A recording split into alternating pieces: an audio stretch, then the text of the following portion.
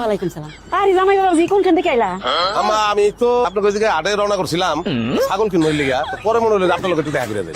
ছাগল কিনবা? ছাগল দিয়ে কি করবা তুমি?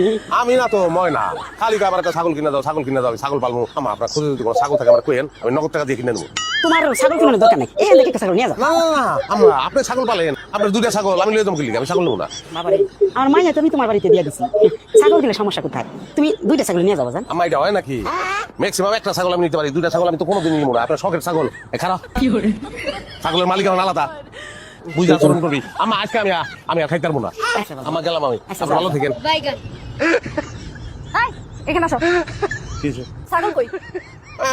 দেখি ছাগল কই? আমি নিজে ছাগল তুমি ছাগল মানে? ছাগল আছে আমগো ছাগল কই জিগায় আম্মা তোমার ছাগল দিছে না? না তো এই, একদম মিছা কথা কইবা না। আমার আম্মা আমারে কইছে ফোন দিয়া তুমি এখান থেকে ছাগল লইছো। আমি তোমার স্বামীর কথা বিশ্বাস করবা মার কথা বিশ্বাস করবা কি লিগা?